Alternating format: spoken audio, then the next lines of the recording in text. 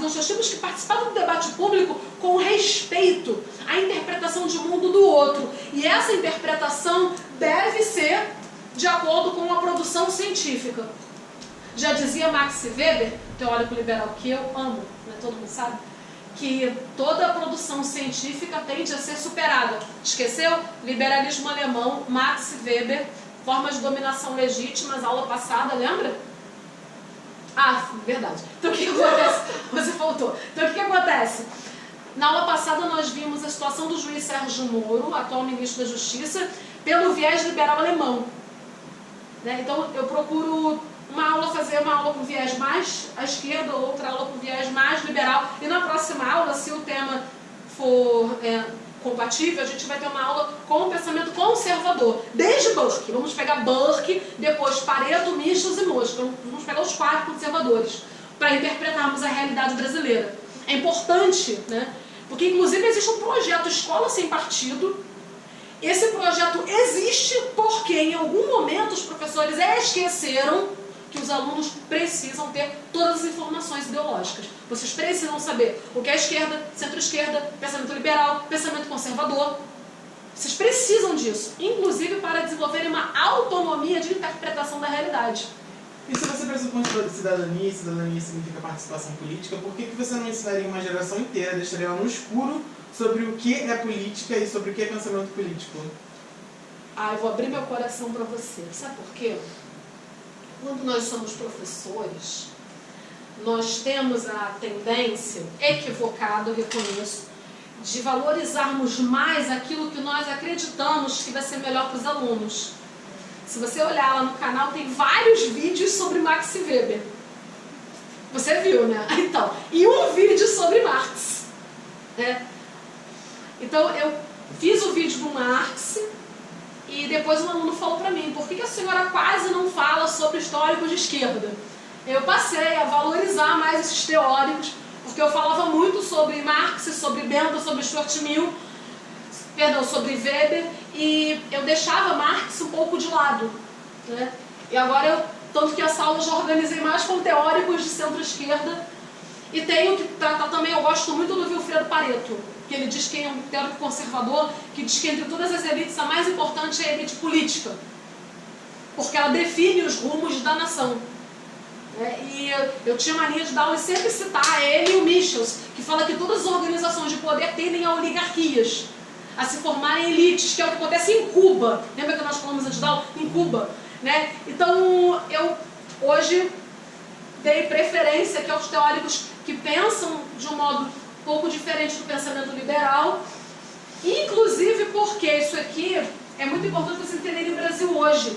A nossa Constituição Federal, que é conhecida como Constituição Cidadã, ela possui no seu corpo teórico a conciliação teórica, tanto da proposta liberal quanto da proposta de centro-esquerda, proposta social-democrata.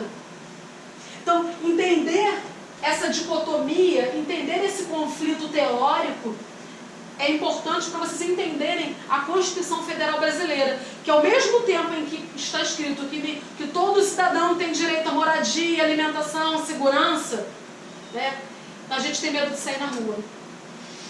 A gente não tem a segurança. Nós vemos cidadãos brasileiros passando fome, nós temos um sistema carcerário que não ressocializa, porque nós temos um discurso medieval. Nós temos um discurso medieval. É o discurso onde o presídio é uma espécie de calabouço medieval, para você pagar pecados, né? Quando na verdade não é para ser assim, é para ser um processo de ressocialização. Você nunca mais vê a luz do sol, né? Umas coisas assim. Então, fazer esse debate é importante. Entender. Então, a questão da leitura é importante para você entender o mundo da política. Porque tudo passa por decisão política. Tudo. O preço da roupa que você usa, o preço do feijão que você come, o preço do macarrão, tudo vai passar por uma decisão política. Então, se tudo passa pela política, eu tenho que entender o mundo da política. E nada como um repertório teórico produzido pelos cientistas. Professor, mas os cientistas mudam de opinião. Repito, o próprio Max Weber escreveu no livro Ciência e Política das Vocações que toda produção científica tende a ser superada. Isso não quer dizer que a gente não deva prestar atenção na produção científica, mas além de prestar atenção, tem que prestar atenção também para não cometermos anacronismos anacronismo histórico. Sabe o que é anacronismo histórico? A repetição de modos de sociedade, de governo falhos e desiguais. Quando você percebe, faz uma crítica, só que essa crítica, ela está mais presa à sua realidade do que a realidade que você está estudando. É tipo, você chama Marx de racista. Che Guevara incendiou homossexuais. Marx era racista. Tanto Che Guevara quanto Karl Marx foram fundamentalmente influenciados pela produção teórica, pela produção científica daquela época. Então, chamar Marx de racista no século XXI é anacronismo histórico. É você ignorar que naquela época, aquela era a percepção de mundo, inclusive tinha a tese do racismo científico. Chamar Che Guevara de homofóbico também caracteriza anacronismo, porque você ignorar que naquela época a mentalidade era outra. Agora, defender minoria, gente, é uma questão de capitalismo global. Porque para o liberalismo, não importa com quem você dorme, o que importa é que você pague a fatura do cartão. Para o pensamento liberal, eu como adepta do pensamento liberal, né, eu entendo que é importante isso. E quem é liberal não valoriza a bandeira do país.